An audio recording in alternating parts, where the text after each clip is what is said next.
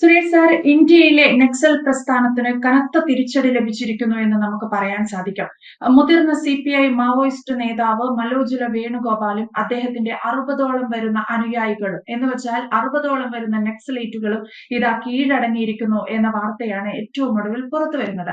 നമുക്കറിയാം 2013 മാർച്ചിൽ 126 ജില്ലകളിലാണ് നക്സൽ പ്രവർത്തനം ഉണ്ടായിരുന്നത്.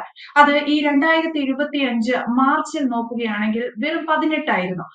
18ഓളം ജില്ലകളിലാണ് നക്സൽ പ്രവർത്തനം. പക്ഷേ ഇന്ന് ഈ ഒക്ടോബറിലെ കണക്കുകൾ നമ്മൾ പരിശോധിക്കുമ്പോൾ കേവലം 11 ജില്ലകളിൽ മാത്രമാണ് നക്സൽ പ്രവർത്തനം നടത്തുന്നത്. എത്രയോ വർഷങ്ങളായി ചണ്ഡീഗഡും ആന്ധ്രയും തെലങ്കാനയും പോലെയുള്ള സംസ്ഥാനങ്ങൾ ഏറെ ദുരിതം അനുഭവിക്കുകയായിരുന്നു, അല്ലെങ്കിൽ ഭീതിയിലായിരുന്നു ഇത്തരത്തിൽ നക്സൽ പ്രവർത്തനങ്ങളുടെ കാര്യത്തിൽ. പക്ഷേ ഇന്ന് അതിന് വലിയ മാറ്റം വന്നിരിക്കുന്നു സുരേഷ് സാർ. എന്റെ ഒരു ചോദ്യം, BJP സർക്കാരിന്റെ കാലത്തിൽ, നമ്മുടെ കേന്ദ്ര സർക്കാർ ഇന്ന് ഭരിക്കുന്ന BJP ഗവൺമെന്റിന്റെ കാലത്തിൽ വലിയൊരു വിപ്ലവമല്ലേ ഇതിലൂടെ നടന്നിരിക്കുന്നത്? ആണ്. ഇതിൽ നമ്മൾ നോക്കുകയാണെങ്കിൽ BJP സർക്കാർ ടേക്ക് ഓവർ ചെയ്യുമ്പോൾ 2013 എന്ന് വയ്ക്കാം നമുക്ക്. മൻമോഹൻ സിംഗിന്റെ അവസാനത്തെ ഭരണകാലത്ത് തൊട്ട് നോക്കുകയാണെങ്കിൽ അന്ന് 126 ജില്ലകളായിരുന്നു നക്സൽ പ്രഭാവിതം. അത് ബീഹാർ, ജാർഖണ്ഡ്, ഛത്തീസ്ഗഡ്, മധ്യപ്രദേശ്, തെലങ്കാന, ആന്ധ്രാപ്രദേശ്, മഹാരാഷ്ട്ര. ഇതാണ് ബേസിക് ആയിട്ട്. കുറച്ച് വെസ്റ്റ് ബംഗാളിലുണ്ടായിരുന്നു, പക്ഷെ അധികമില്ല. ഇപ്പോൾ അത് കുറഞ്ഞു കുറഞ്ഞ് വന്ന് 11 മാറി. ഇപ്പൊ തന്നെ നീതു പറഞ്ഞ മാതിരി 18 മാർച്ച് 2025. സെപ്റ്റംബർ ഒക്ടോബർ 25 ആയപ്പോഴേക്കും അത് 11 ചുരുങ്ങി. അത് മാത്രമല്ല, അതിന് ഏറ്റവും കൂടുതലുള്ളത് ഈ പറഞ്ഞ മാതിരി മോസ്റ്റ് എഫക്റ്റഡ് ഡിസ്ട്രിക്ട്സ് എന്ന് പറയും. മോസ്റ്റ് എഫക്റ്റഡ് എന്നാൽ അങ്ങേയറ്റം നക്സൽ പ്രഭാവിതമുള്ള അതിൽ 6 അത് 3 കുറഞ്ഞു. അപ്പൊ 11 3 കുറഞ്ഞതാണ് 3. അതിൻ്റെ അർത്ഥം ബാക്കിയുള്ളത് വെറും 6 തൊട്ട് 7 ജില്ലകളെ ബാക്കിയുള്ളൂ. അത് ഗവൺമെന്റിന് ഈസി ആയിട്ട് ഹാൻഡിൽ ചെയ്യാൻ പറ്റും. പക്ഷെ അതിനെക്കാട്ടിലും കൂടുതൽ നീതു ഏറ്റവും ഇമ്പോർട്ടൻ്റ് ആയിട്ടുള്ള വേറൊരു കാര്യമുണ്ട്.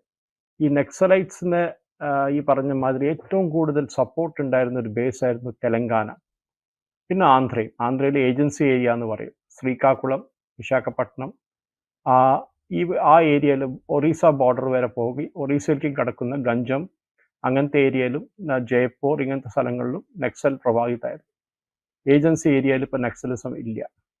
തെലങ്കാനയിലും നക്സലിസം ഇല്ല. ഇതാണ് ഇപ്പോൾ യൂണിയൻ ഗവൺമെന്റ് തെലങ്കാനയും ആന്ധ്രേനെയും ലിസ്റ്റ് നിന്ന് മാറ്റിയിരിക്കുന്നു. ഇതൊരു 10-65 കൊല്ലം കഴിഞ്ഞിട്ട് ആദ്യമായിട്ടാണ് തെലങ്കാനയും ആന്ധ്രയും ലിസ്റ്റ് നിന്ന് മാറ്റുന്നത്. ഇത് വലിയൊരു മൂവ്മെന്റ് ആണ്. നമുക്കിത് സമ്മതിച്ചു കൊടുക്കാൻ പറ്റില്ല. അമിത്ഷാന്റെ ഒരു ക്രെഡിറ്റ് തന്നെയാണ്, ഇതിൽ ഒരു സംശയമില്ല.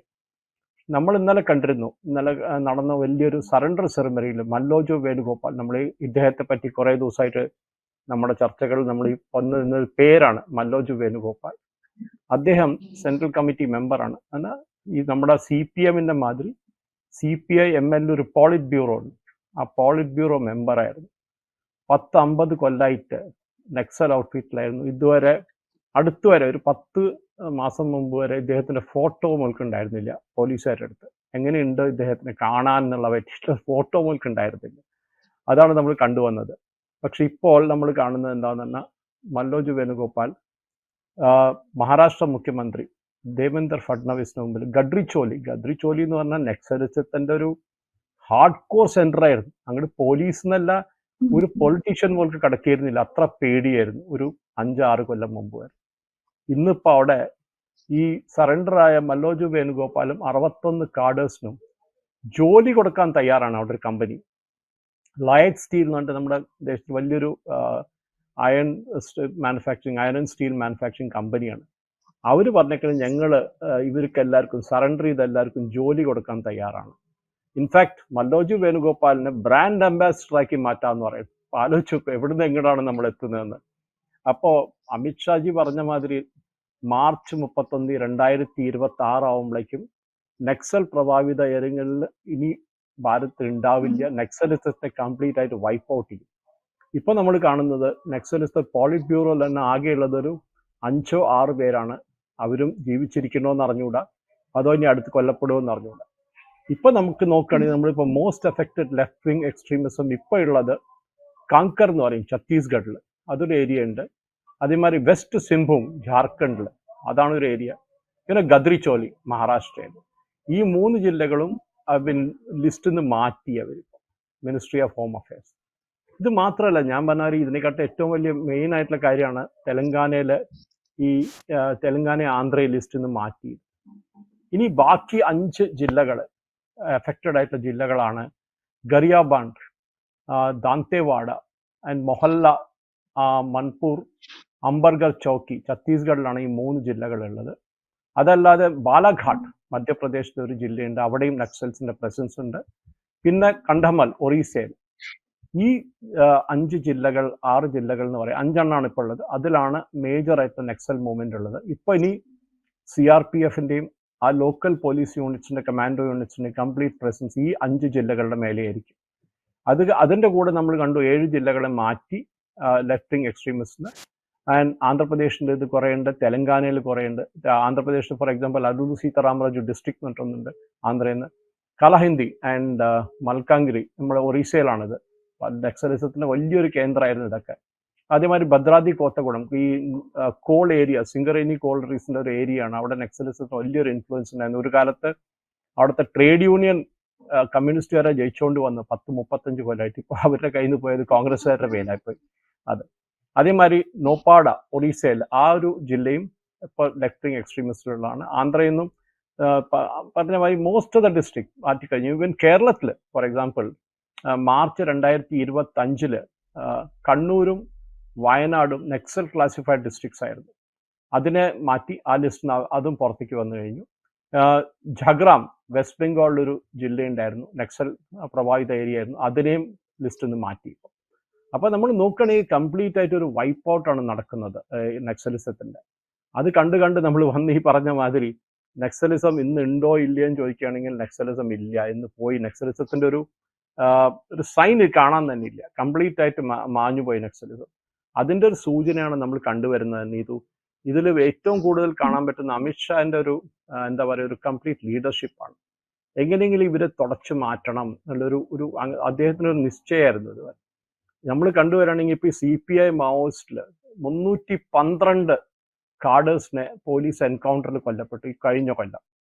അതില് CPI ജനറൽ മാവോയിസ്റ്റ് സെക്രട്ടറി തന്നെ കൊല്ലപ്പെട്ടു, 8 പോളിറ്റ് ബ്യൂറോ മെമ്പേഴ്സ് കൊല്ലപ്പെട്ടു.